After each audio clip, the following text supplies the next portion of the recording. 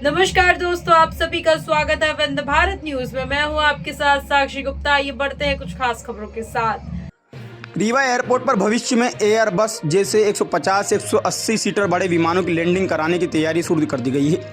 इसके लिए रनवे की लंबाई 1800 मीटर से बढ़ाकर 2300 मीटर की जाएगी और 140 एकड़ अतिरिक्त जमीन का अधिग्रहण किया जाएगा। वर्तमान में प्रशासन ने जमीन का सीमांकन कर रिपोर्ट भोपाल भेज दी है। वहीं डिप्टी सीएम राजेंद्र शुक्ल के अनुसार अधिग्रहण से प्रभावित होने वाले 830 किसानों को 340 करोड़ रुपये का मुआवजा देने की प्रक्रिया चल रही है। रीवा एयरपोर्ट का तेजी से विस्तार किया जा रहा है, जिसके बाद इसे हवाई हब के रूप में विकसित करने की योजना है। एयरपोर्ट विस्तार के लिए करीब 140 एकड़ अतिरिक्त भूमि अधिग्रहण की प्रक्रिया तेज कर दी गई है। प्रशासन द्वारा जमीन के सीमांकन का कार्य पूरा कर रिपोर्ट भोपाल भेज दी है।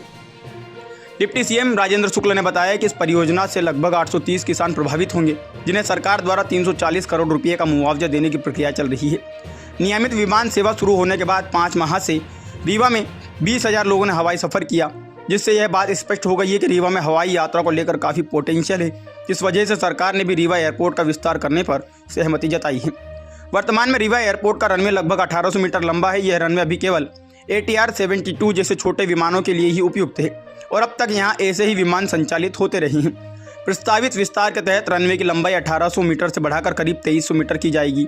रनवे के इस विस्तार के बाद एयरबस A320 जैसे 150-180 सीट क्षमता वाले बड़े विमान भी रीवा एयरपोर्ट पर आसानी से उतर सकेंगे। एयरपोर्ट के रनवे का विस्तार होने और बड़े विमानों की लैंडिंग की सुविधा मिलने के बाद रीवा से देश के प्रमुख शहरों के लिए सीधी हवाई सेवाएं शुरू होने की संभावना है। भविष्य में यहाँ से मुंबई, कोलकाता और बेंगलुरु के लिए सीधी उड़ानें शुरू की जा सकती हैं।